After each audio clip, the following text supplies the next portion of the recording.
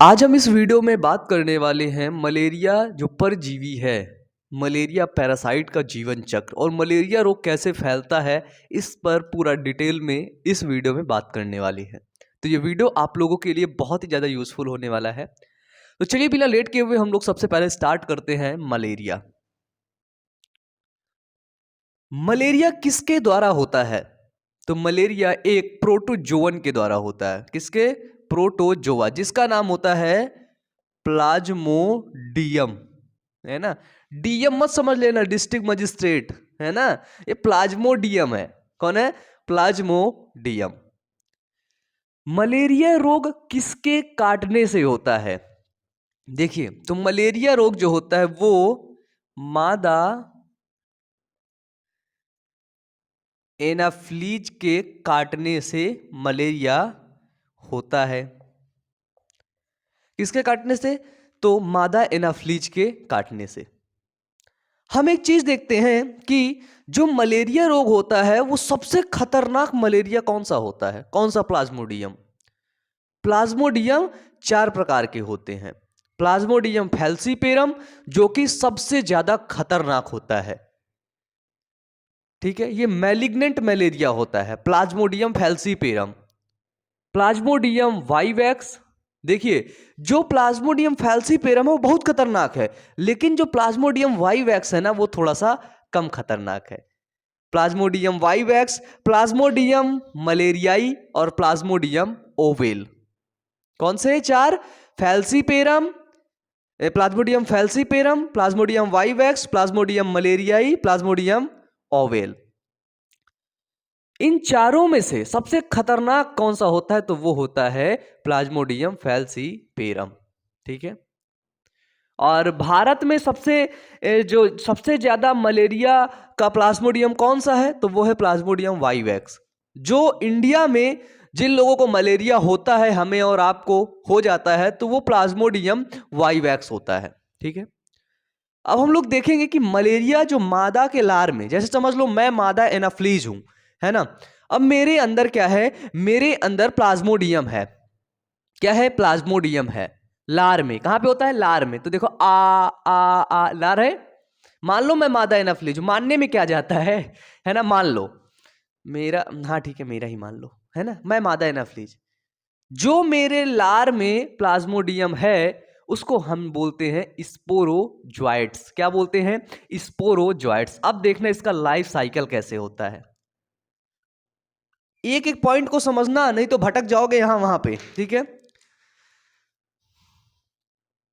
Sporozoites मेरे लार में क्या है? तो प्लाज्मोडियम के स्पोरोजोइट्स है। क्या है भैया? स्पोरोजोइट्स। अब देखो मेरे लार में स्पोरोजोइट्स था। अब मैं गया, खच खच काटा। किसको काटा? आप लोग को काट लिया, है ना। काटा एक को काटा। तो मच्छर क्या करता है? मच्छर आएगा, यहां बैठेगा, वेंस ढूंढेगा, काटेगा। रक्त चूसता है, मैं रक्त चूसा आपका। जब रक्त चूसा तो अपनी सूंड घुसाया नीचे। सूंड कहां घुसाया? वेंस में। जब वेंस में सूंड गया तो क्या हुआ? लार टच हो गया। लार में क्या था? प्लाज्मोडियम था। प्लाज्मोडियम क्या था? स्पोरोजोइट्स था। स्पोरोजोइट्स कहां गया? रक्त में। स्पोरोजोइट्स कहां गया? रक्त में। तो स्पोरोजोइट्स रक्त वक्त से कोई मतलब नहीं होता। स्पोरोजोइट्स बोलेगा यार भूख लगी है, खाना वाना ढूंढो। तो स्पोरोजोइट्स का 2 खाना होता है। एक होता है ग्लोबुलिन प्रोटीन, है ना। कौन सी? Globin protein. और दूसरा होता है ग्लाइकोजन।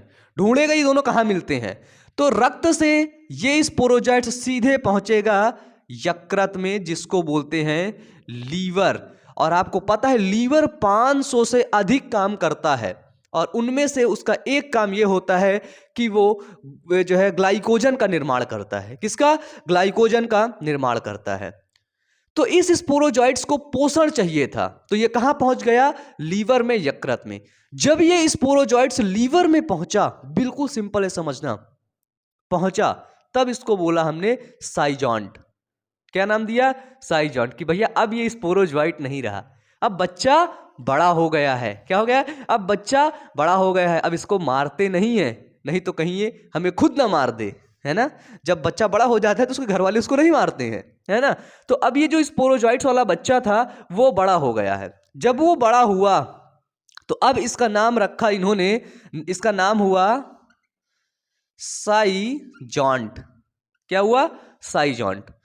बिल्कुल सिंपल है, एक एक स्टेप को समझते हुए चलिएगा, ठीक है।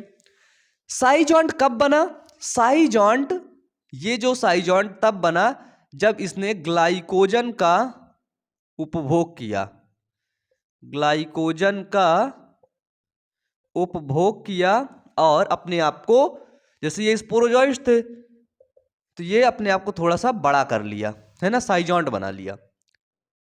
जब ये साइजॉन्ट बन गया उपभोग करने के बाद, खाने के बाद, तो अब ये जितना ग्लाइकोजन खाएगा उतना बड़ा होगा, है ना।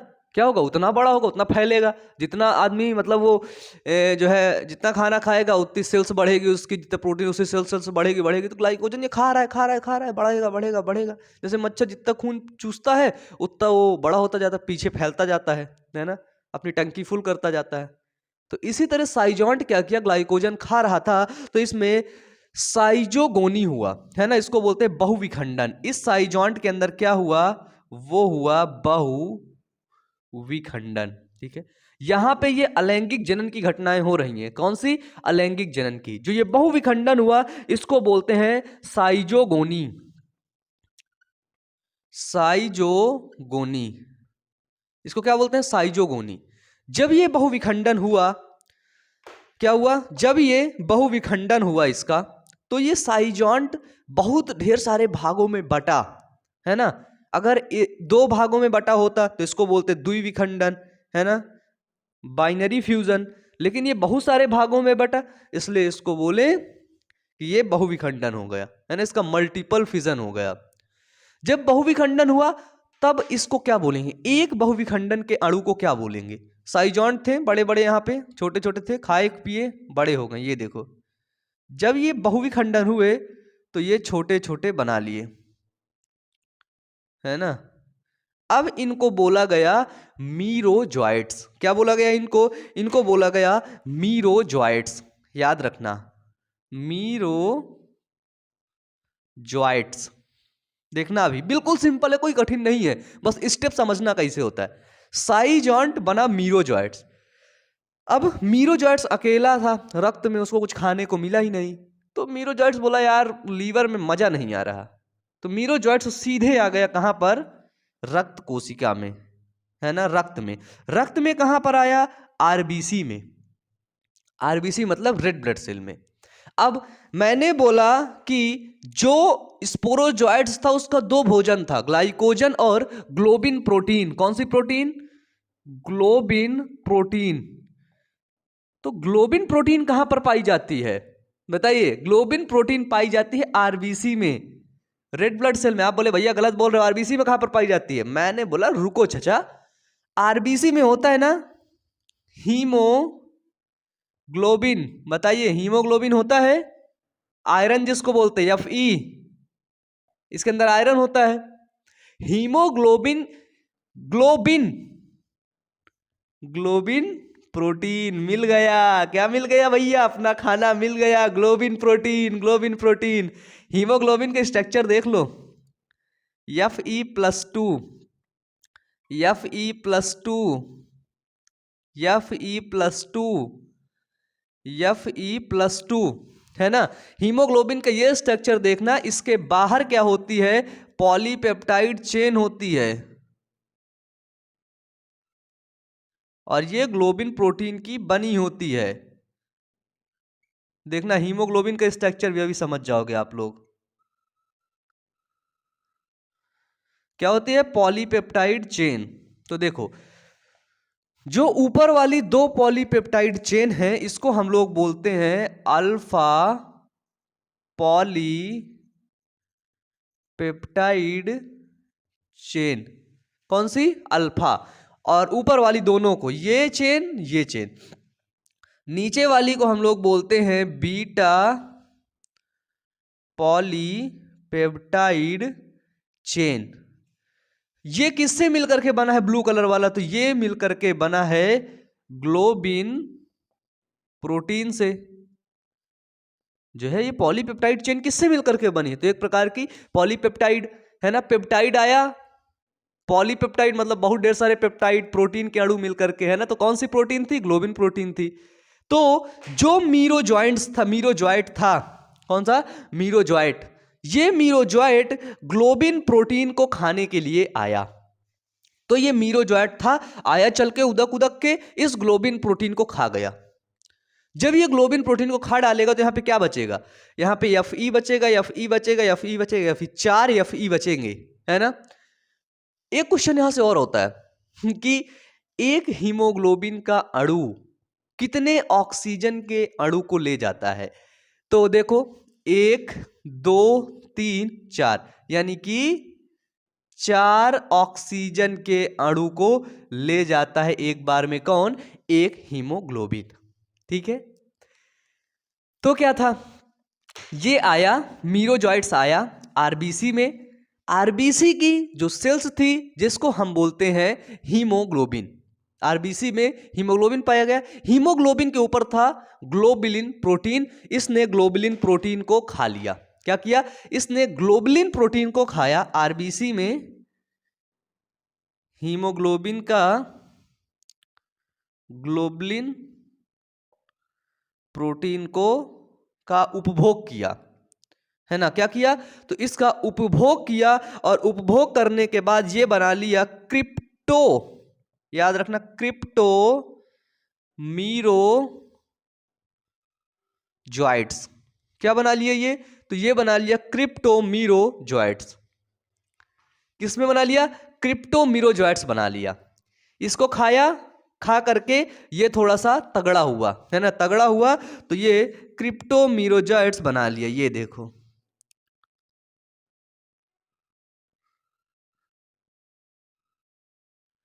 ये क्रिप्टो मीरोजॉइट्स अब क्या करेगा? क्रिप्टो मीरोजॉइट्स आगे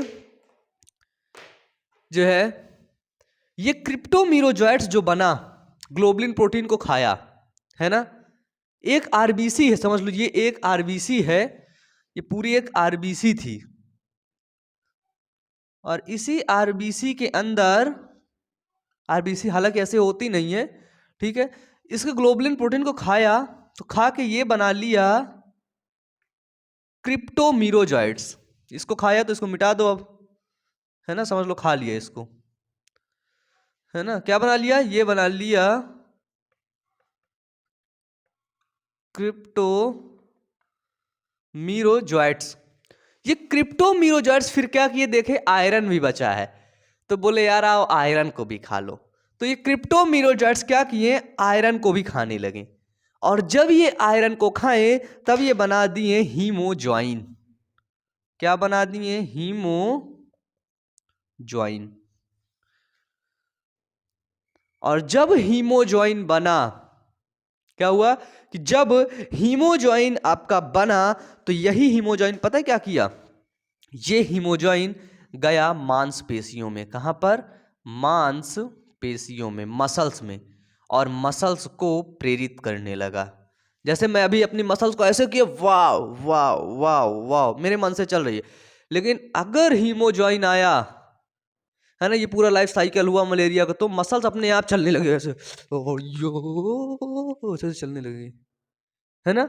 इससे क्या होगा? सिवरिंग होने लगेगी, है ना, कप कपी, कुछ कुछ कुछ कुछ कुछ वही कुछ कुछ कुछ कुछ। अभी ठंडी से कप कपी हो रही, सच में ठंडी बहुत है, ओ ऐसे होने लगी, है ना। लेकिन जब मलेरिया वाला है सच में होने लगा, टक टक टक टक, है ना, ऐसे होने लगे। तो क्या होता है? मांसपेशियां प्रेरित होने लगती हैं।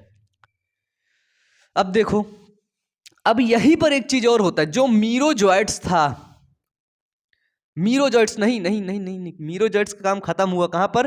क्रिप्टो मीरोजॉइट्स में। तो जो क्रिप्टो मीरोजॉइट्स था, ये चीज समझ गए हो? उधर वाला मिटा दूं उसको मैं? बताओ, वो चीज आप समझ गए, साइड हट गए, उसको आप लिखना चाहो तो लिख लो, ठीक है। क्रिप्टो मीरोजॉइट्स बदला किसमें? हीमोजॉइन में। अभी देखो, इसमें इधर समझा देता हूं। अब पूरा लाइफ साइकिल आज इसी वीडियो में समझ जाओगे, कहीं दूसरा वीडियो देखने की जरूरत नहीं होगी अब। यार ठंडी में पता है क्या होता है? ठंडी में ये लगता है चिपक जाता है, ज्यादा मिटता ही नहीं है।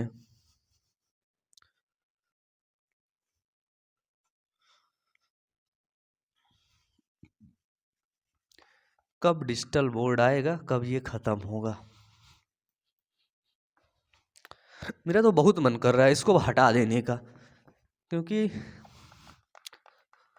बहुत सी ऐसी चीज़ें हैं जो मैं आपको बताने के लिए आता हूँ, लेकिन यहाँ पे सही तरीके से नहीं बता पाता हूँ। अपने हिसाब से अच्छा ही बताता हूँ, लेकिन अब वही चीज़, एक चीज़ कमी है बस डिजिटल बोर्ड की।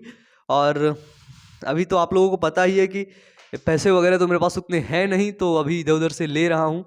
लोन के लिए मैंने अप्लाई किया है, और अगर लोन फाइनल हो जाता है तो मैं डिजिटल बोर्ड लगवा लूँगा, है ना। तो ऐसी चीज़ें चलती रहेंगी। जो क्रिप्टो मीरो जॉइंट्स था, क्या था? Crypto Miro joint. अब देखना ये क्या करता है। क्रिप्टो मीरो जॉइंट बैठा था, देख रहा था अब क्या करें क्या करें क्या करें। अब ये क्रिप्टो मीरो जॉइंट्स, ये मीरो जॉइंट्स कहाँ पे है, याद रखना, ये है ब्लड में। कहां पर भैया? ब्लड में। लीवर मत बोलना, लीवर में जब था तब इसको साइजॉन्ट बोलते हैं। क्या बोलते हैं? साइजॉन्ट। क्रिप्टोमीरोजॉइट्स अब युग्मक बनाता है, छोटे छोटे, है ना, छोटे छोटे छोटे छोटे युग्मक बना देता है।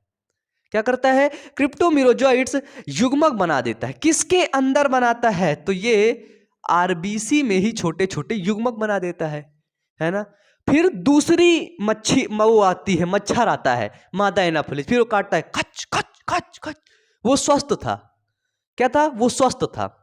जब वो दूसरा मच्छर आता है, सूंड घुसाता है मादा एनाफिलीज, तो वो क्या करती है? आरबीसी को लेती है, ब्लड को लेती है। ब्लड में आरबीसी गया, आरबीसी में क्या था?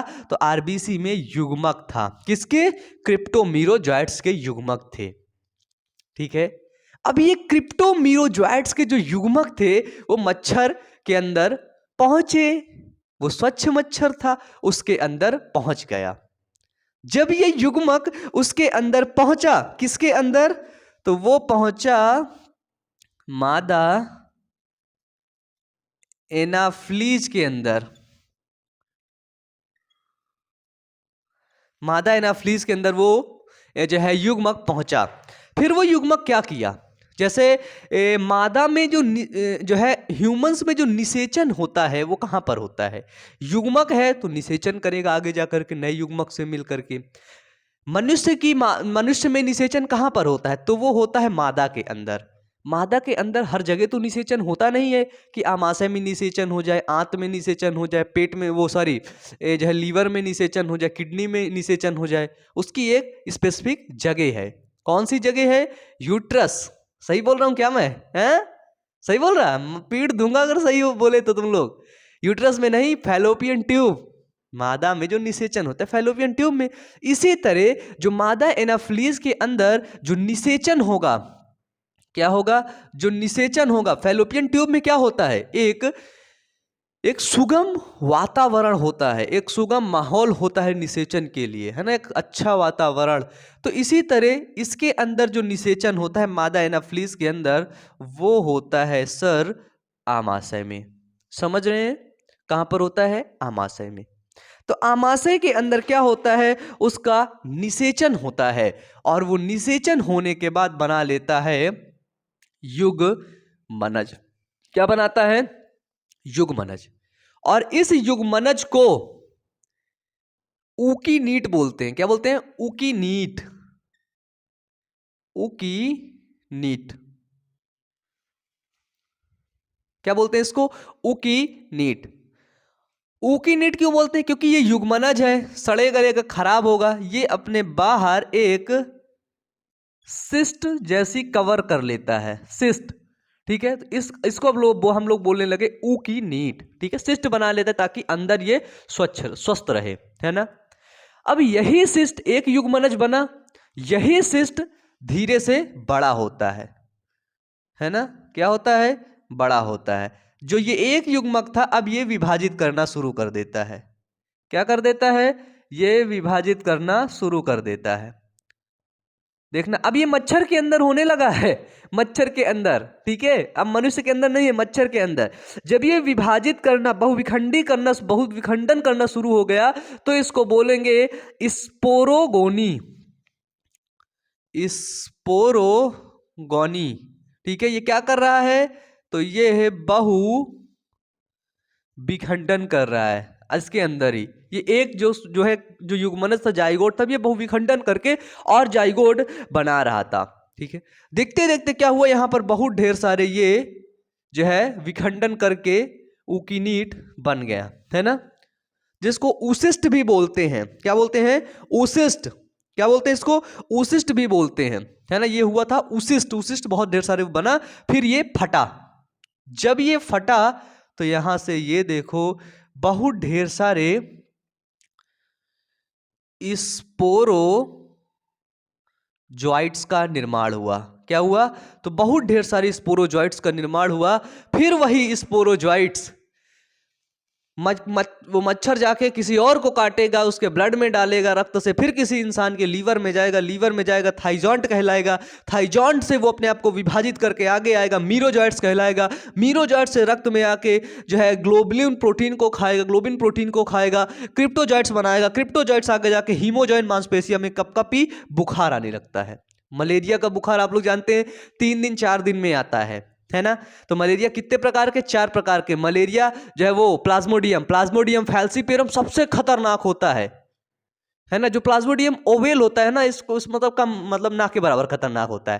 प्लाज्मोडियम फैल्सीपेरम, प्लाज्मोडियम वाइवैक्स और जो है प्लाज्मोडियम वाइवैक्स, प्लाज्मोडियम मलेरियाई और प्लाज्मोडियम ओवेल, है ना। इनको लिख लो, लिख दूं क्या इनको भी? लिखना Plasmodium falciparum, Plasmodium vivax, Plasmodium malariae और प्लाज्मोडियम ओवेल। सबसे मैलिग्नेंट प्लाज्मोडियम कौन सा होता है? Plasmodium falciparum. सबसे खतरनाक प्लाज्मोडियम होता है प्लाज्मोडियम फैल्सीपेरम, है ना। तो ये था प्लाज्मोडियम का जीवन चक्र। अभी मैं देखता हूं आपके जो क्लास 12th बायोलॉजी की जो एनसीईआरटी है ना, जो है इसको जब मैं ह्यूमन हेल्थ एंड डिजीज पढ़ाया था वहां पे मैंने आपको डिटेल में पढ़ाया है ना। वहां पे आप लोग नहीं देखे हैं। देखो इसमें एक चीज अगर ऐड करना चाहो तो आप ऐड कर लेना कि फ्रांस के एक फौजी डॉक्टर लेवेरॉन, कौन से? फ्रांस के एक फौजी डॉक्टर थे। कौन से? फौजी डॉक्टर, फौज में थे, डॉक्टर भी थे। फ्रांस के एक फौजी डॉक्टर लेवेरॉन ने सन 1808 में सर्वप्रथम बताया कि मलेरिया एक परजीवी प्लाज्मोडियम के द्वारा होता है तथा मच्छरों के द्वारा यह फैलता है। किसने बताया? लेवेरॉन ने बताया। ठीक है, अभी क्या है? मलेरिया के लक्षण, है ना, लक्षण है, बचाव है, ये सारी चीजें इसमें दिया गया है। देखो इसमें एक चीज और है। एक चीज क्या है कि मलेरिया कीट द्वारा संवाहित रोग है ना। ये संक्रामक रोग है। संसार के लगभग सभी देशों में यह रोग समय समय पर फैलता है, परंतु गर्म देशों में जो ट्रॉपिकल कंट्रीज होती हैं ना, गर्म देश, है ना, परंतु गर्म देशों में या नमी वाले देशों में इसका प्रकोप अधिक होता है। जहां पर गर्मी अधिक होती है या फिर जहां पर नमी अधिक होती है वहां पर इसका प्रकोप अधिक होता है। भारत के कुछ भागों में यह सदैव बना रहता है। भारत के कुछ भागों में तो ये मलेरिया सदैव बना ही रहता है। कौन कौन से? दक्षिणी बंगाल, असम व तराई। इसके 12 महीने रहने के स्थान हैं, है ना। मतलब यहाँ पर असम, बिहार, असम और दक्षिण बंगाल, तराई, यहाँ पे 12 महीने बना रहता है ना। नदियों के किनारे, डेल्टाओं में, झीलों के आसपास नीचे स्थित जहां जल रहता है तथा सड़ी गली चीजें रहती हैं वहां मलेरिया खूब फैलता है। 2-3 हजार फीट ऊंचे स्थान पर, समझना 2-3 हजार फीट जो ऊंचा स्थान है जैसे शिमला, कसौली आदि में यह रोग को भी देखने को मिलता है। वहां पर भी यह रोग देखने को मिलता है। ऊपर मच्छर ऐसे फ्लाइंग जेट में बैठ के उड़ जाते हैं, वहां पर पहुंच जाते हैं, है ना। इसके लक्षण क्या होते हैं? सिर में दर्द, जी मचलाना, वमन होना तथा जोड़ों के साथ तीव्र ज्वर इसका मुख्य लक्षण है। यह कपकपी आधा या 1 घंटा तक रहती है मलेरिया में। मलेरिया में क्या होता है? कपकपी आधा या 1 घंटा तक कपकपी रहती है ना। ज्वर अधिक हो जाने से कपकपी थम जाती है। जब फीवर अधिक हो जाता है तो कपकपी थम जाती है। तत्पश्चात बहुत अधिक पसीना आता है और ज्वर उतर जाता है। रोगी को कमजोरी का अनुभव होता है।